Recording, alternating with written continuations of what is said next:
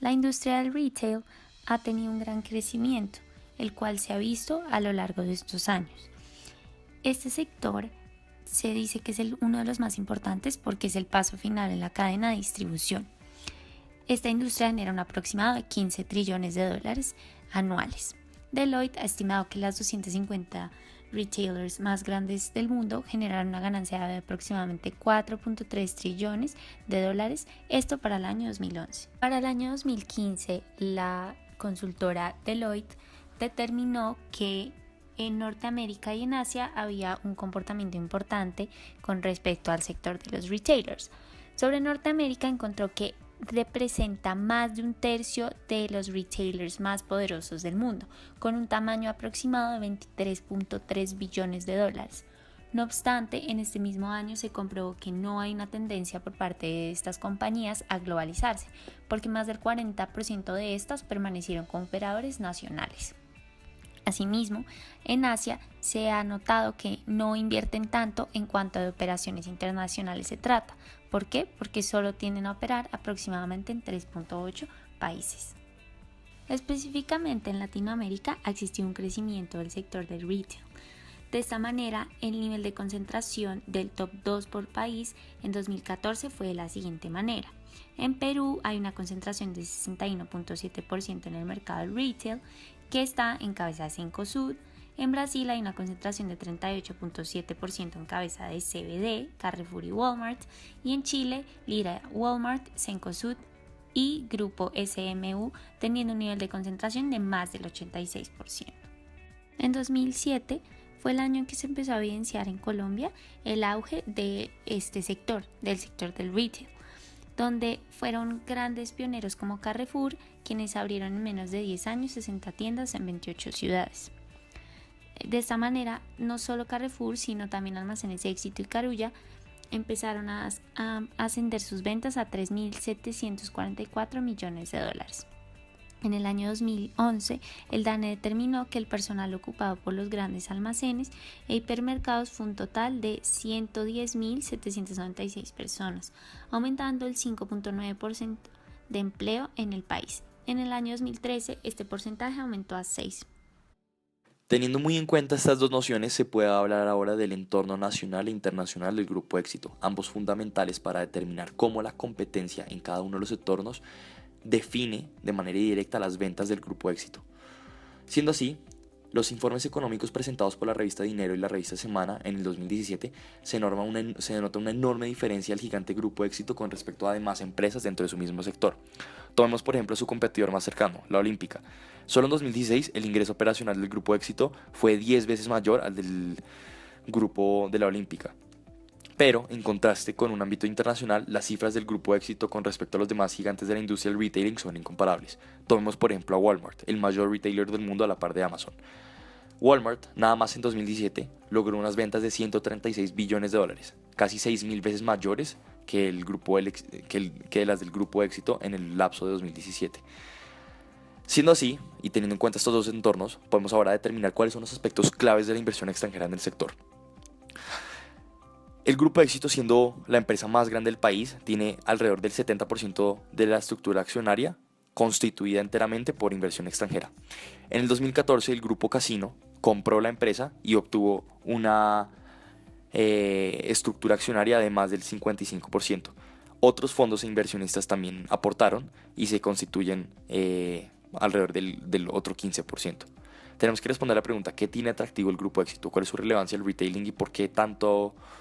¿Cuáles son los aspectos claves para que otras empresas inviertan dentro del Grupo Éxito? Y es precisamente que a lo largo de los últimos años se ha dado un crecimiento exponencial dentro de las ventas y se ha dado un crecimiento interno del Grupo Éxito, lo que ha hecho que se exponga en mercados internacionales y crezca dentro de mercados nacionales, haciendo que sea muchísimo más atractiva para inversionistas extranjeros.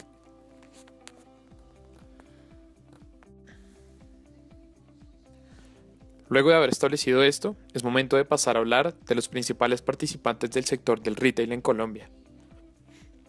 El retail está liderado por 4 principales grupos. El primero de ellos, el grupo Cencosud con su marca Jumbo, quien tiene el 27% de la participación del mercado en Colombia. Inmediatamente debajo, el grupo éxito tiene una participación del 22%. En tercer lugar, los almacenes al costo tienen una participación del mercado en el retail del 14%. En cuarto lugar, está el grupo Olímpica con un 6% de participación. El 31% restante se divide en diferentes grupos pequeños que, al igual que estos anteriores, se dedican al ejercicio del retail. Luego de haber establecido quiénes son los principales participantes del sector nacional, es importante contrastar los ingresos del grupo éxito con los ingresos de los principales grupos del sector del retail a nivel internacional. La primera empresa, Walmart, empresa estadounidense, tuvo unos ingresos de alrededor de 476 billones de dólares, posicionándola como la empresa de retail más grande y con mayores ingresos a nivel mundial. En segundo lugar, Costco Wholesale, también estadounidense, tuvo unos ingresos de 105 billones de dólares. En tercer lugar, la primera empresa europea que figura en el ranking es Carrefour, con 98.5 billones de dólares, seguido por, también estadounidense, la marca Kroger, con 98.3 billones de dólares. A diferencia de estos, el grupo éxito tuvo unos ingresos de 21 billones de dólares, que si bien muestran una gran diferencia entre los ingresos con las marcas norteamericanas y europeas, lo posicionan dentro de las mejores 75 marcas de retail a nivel mundial. Los ingresos de 90... Ay, no puedes decir... cabrón. Conforme a la reglamentación de establecimientos de grandes superficies, estos en primer lugar deben cumplir con ciertas normas de seguridad. Por ejemplo, la obligatoriedad de uso de los elementos de primeros auxilios, donde todo establecimiento comercial deberá contar con un botiquín de primeros auxilios con el fin de atender emergencias que se presenten en sus instalaciones. Estos se dividen en diferentes tipos de botiquines y también hay normas con respecto a su ubicación, mantenimiento y lineamientos técnicos. También los centros comerciales deben poseer conexión a la red de acueducto y alcantarillado, tener pisos, paredes y techos en condiciones higiénicas de fácil lavado y limpieza según la utilización que se le da a las diferentes áreas. También deben tener una iluminación y ventilación natural o artificial según la actividad que se realice. Se deben instalar unidades sanitarias en la proporción de un baño por cada 20 mujeres y un baño orinal por cada 20 hombres con sus respectivos lavamanos y elementos de aseo. También se debe dar almacenamiento a las basuras y cumplir con las normas de recolección establecidas. Los locales deben estar libres de insectos, roedores y demás contaminantes. A nivel de productos, se debe tener unas unidades y cifras específicas del establecimiento. También el precio por unidades debe estar establecido, la disponibilidad de las vueltas, que debe ser mayor al costo de las ventas, y hay mecanismos de seguimiento para estos, donde primero se tiene una información inicial que se debe hacer del centro comercial, después una información esporádica donde algún inspector la realiza, y también hay una información periódica que se hace cada cierto tiempo. Por último, hay un aviso de cumplimiento que deben tener los centros comerciales. Bueno, ahora hay dos formas de ejercer vigilancia sobre el éxito. Primero está, digamos, las entidades estatales que se encargan de vigilar, controlar e inspeccionar, que son las superintendencias, que son la de industria, que tiene que ver con lo referido al derecho y la competencia, es decir, competencia desleal, y defensa del consumidor. Y por otro lado está la superintendencia de sociedades, que es la que se refiere a todos los actos societarios, es decir, los libros contables, el aporte de los socios, los requisitos para formar la sociedad, el manejo de los inversionistas y demás cosas. Digamos que inspección se refiere exactamente a cómo se comporta la facultad de solicitar información de la persona objeto de supervisión, así como de practicar visitas a sus instalaciones y realizar auditorías y seguimientos de su actividad.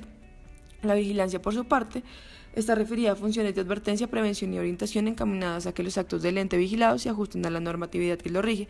Y finalmente el control, que permite ordenar correctivos sobre las actividades irregulares y las situaciones críticas del orden jurídico, contable, económico o administrativo. A nivel nacional nos encontramos con el Ministerio de Industria y Comercio y Pymes, que se encarga de formular las políticas públicas que van a guiar el camino del país, como en general. Y bueno, y por la otra parte están las instituciones que no son como tal encargadas de vigilar las actuaciones de las empresas, sino que están enfocadas en los consumidores, como la Red Nacional de Protección de Consumidor y la Confederación Colombiana de Consumidores, que lo que hacen es, para proteger el derecho de los consumidores y su integridad, revisan de qué forma actuó la empresa para saber si ésta atentó o no contra los consumidores, valga la redundancia. Y de esa forma sí hacen como, pues tienen cierta competencia de vigilancia, aunque no sea explícito dentro de sus funciones. Y eso para pues explicar brevemente quiénes pueden hacer o quiénes tienen funciones de vigilancia dentro del éxito.